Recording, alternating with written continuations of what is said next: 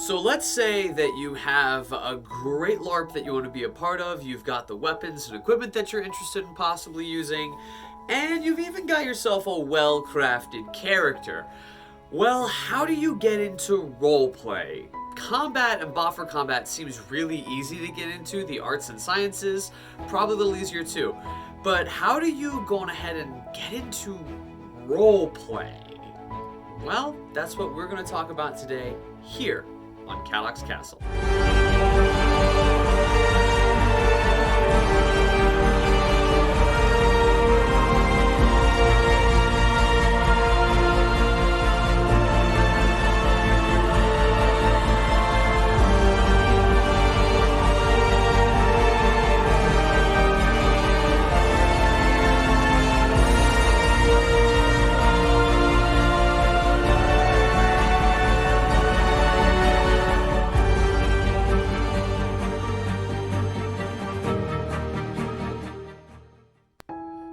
Welcome back. You know I'm always got to say it after the intro.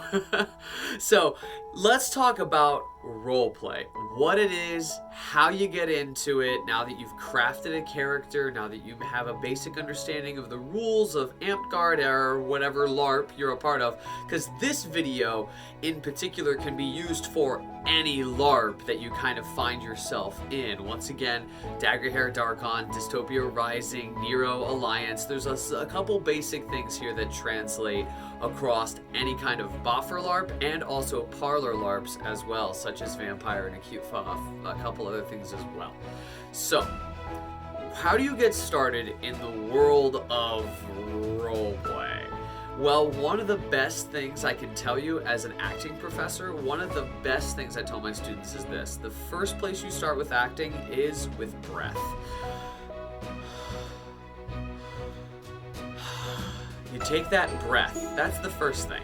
If you think about roleplay and suddenly you're like, oh, I can't do that, I can't possibly begin to understand it all, I'm gonna just mess up and nobody's gonna want to roleplay with me, the first thing you do is take a deep breath, because all of those things are not true. Just like any LARP, you have those people who are interested in fighting, those people who are interested in the arts and sciences and crafting and making things, or you have people who are interested in the rules side. You also have people who are interested in live action roleplay and the roleplay aspect. Telling stories via the medium of building an ensemble of fellow performers and literally just going. Think of it as improv theater. So what are some of the basics that you get within the realm of roleplay? How can you start this? How can you really get into this? Well, there's a couple basic things, and we'll come to some tips and tricks at the very end of the video, but let's talk about how to get in, how to get your feet wet. One of the best ways you can start by actually being a part of roleplay is to do something called an NPC, what is called a non-playable character, or a non-player character, right? These are characters that you're going to encounter on things called quests or different battle games that you see all throughout different live action role plays. These characters are not the people coming to play, but they're typically like the monsters you're going to fight or plot characters, characters that you need to get information from, just like you would in a video game. But in this case, it's real life. Some kind of plot team or the person running a quest is going to give you information, and that information is useful to you to say, okay, a player is going to approach me at some point, and here's what I tell them. And that's it.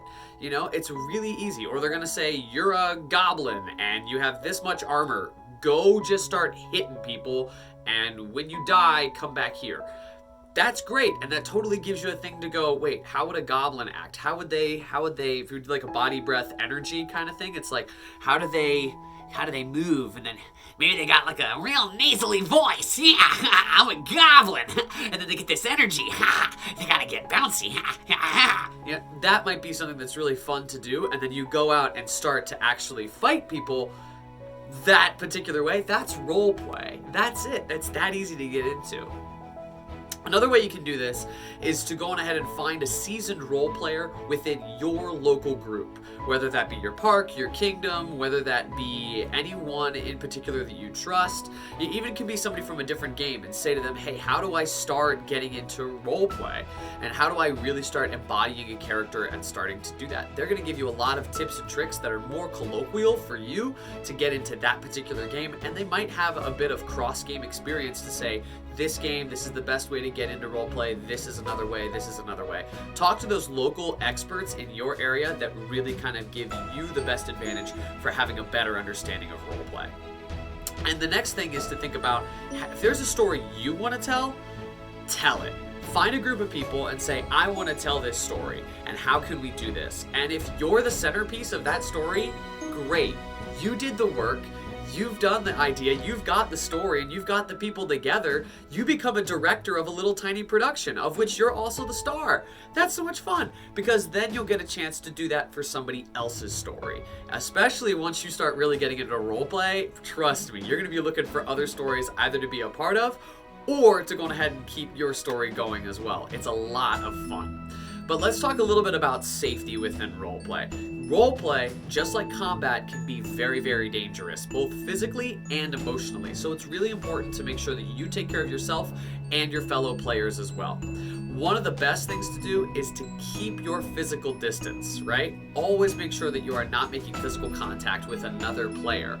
If you are somebody who knows that they have a reputation of saying, I'm not going to touch them in any way, shape, or form, people are going to feel a lot safer with you. You might yell and scream and act mad, but you're never actually going to physically hurt somebody. And that's kind of the reputation you really, really want to have as a role player, is that you never physically touched someone. And if you do need to, for the scene, for a particular part of roleplay, always ask the person out of character. Ask the player, not the character. So one of the ways you can do this is you can put your hand on top of your forehead. That is kind of a universal symbol of popping out of character, right? If we go back to that little goblin, like, and I can see that somebody that I'm playing with is like visibly disturbed by what I'm doing, I can go, hey, are you okay? I can tone it down if you need me to. Like, that's a great way to pop out of character and then talk to that person. If we're talking about the realm of physical touch, what you want to say is put that hand on top of your head and say, do you accept my physical role play? May I touch your shoulder? Be as specific as possible, because that's going to tell somebody kind of what they're planning on doing. One of the best moments I ever had was a guy popped out of character one time and asked me if he could shove me up against a tree, but he was concerned because, those of you who know me, I carry a little backpack ukulele. So he was like, can you please take out your ukulele? Can I shove you up against this tree? And like, we kind of did the choreography for a moment, and then we actually did it, and it got a lot of people's attention. But we were both very safe, and we understood that there was no physical harm between both players. It was a beautiful, beautiful moment. So make sure that you're always being physically safe with another actor. With another performer, or player, if you will, I should say. There's my theater brain coming in. The one thing I want to talk about too is how to check in with a fellow scene partner if the action keeps going. Let's say you're off to the side, it's easy enough just to pop your head up on there. But if you're a main character and people are watching you and you're both kind of feeling the energy, but you want to check in with another character or another player, there's other ways to do that as well. One of the best ways is right here across the chest is a place that people are going to be looking at, because they're either looking in your eyes, so they'll see a peripheral movement, or they're going to be looking at your physical form if it's a combat situation, right? So one of the best ways to do that is to say, are you okay? You just take the, hey, okay, kind of symbol, put it over your chest. What you're doing is you're asking your fellow scene partner, without breaking the action, are you okay? So I might be a goblin, and I might be like,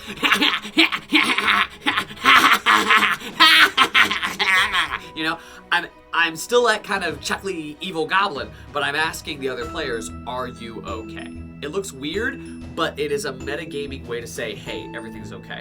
And that's a great way to check in with other players, because then they can tell you either an okay, or they'll tell you stop, right? They'll tell you stop right across their chest.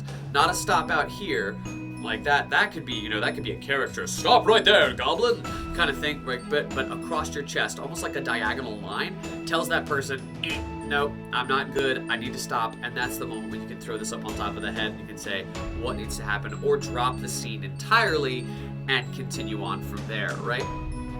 Those are the kinds of things that are really, really good and fundamental for us to understand. Are you okay? And right there. Keep your scenes pretty PG, right? Unless you're doing like a really, really private closed scene that's talking about some pretty serious stuff, you want to keep your scenes pretty PG. Going off, finding a lost object, going out, stopping the bad guys. You know, those kinds of great stories have an amazing amount of depth where you don't have to cross lines of physical, social, mental, or any kind of abuse of any kind. You want to keep those kind of things low, right? You really don't want to play those scenes. You want to play stuff that get out, that help you escape the really horrible situations we encounter in the real world. We're here to have fun and escape that, and to get away and engage in escapism, right? Once you get a little bit more advanced and you feel like you've got a group of trusted friends, there are ways that you can actually explore those heavy, hard-hitting topics in a way that does not offend or cause any sort of social tension, but that is not for this video, and it is not for beginners. Beginners, go off, slay the dragon, and get the loot. Guys, that's a great quest, and you're gonna discover so much about your characters in those moments, more than you will trying to, you know, parcel out something that's a little bit more hard-hitting and more adult, if you will. So make sure you keep your LARPs simple. Less cogs, less chance for failure. The less moving pieces, the less chance it has to fail. Now, I mentioned before that we were going to get into some tips and tricks. Let's talk about those right now. The first is this, and I know every single LARPer, every single improv group talks about it, but it's a hard and fast rule that really does work, and it's yes and.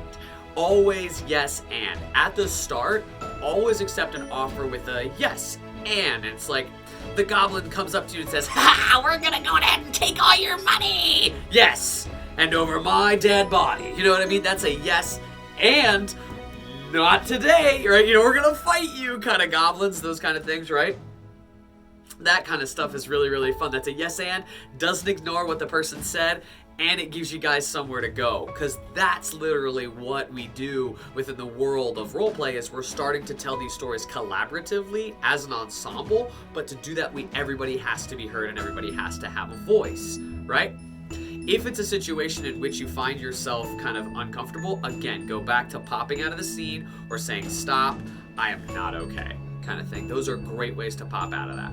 But yes and is kind of the biggest thing that you can deal with. The second thing is questions. If you can find a way to ask a question in a scene, oh, so good, because that tells somebody they have to answer something. You're gonna wait for a reply from them. You've given them something, and now they have to give you something.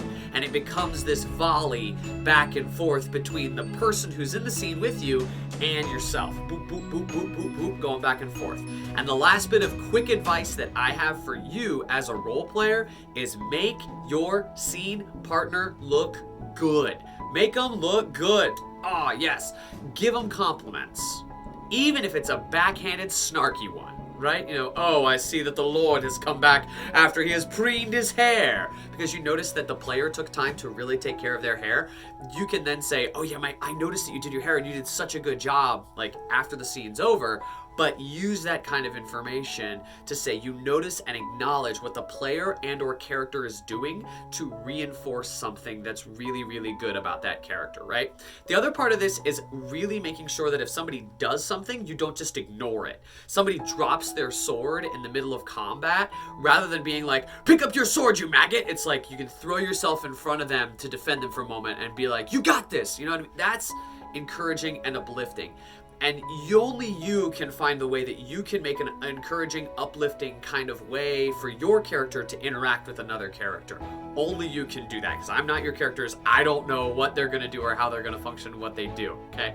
Only you can do that. But if those are kind of the three basic things. Yes and, questions, and make your scene partners look good. They're doing something, go right along with it. Be right there with them. Go in full tilt with your scene partners is absolutely a great way to do that, especially once you have a group of people that you trust. If you have more questions about roleplay, this is one of the topics I love the most out of the world of live action roleplay.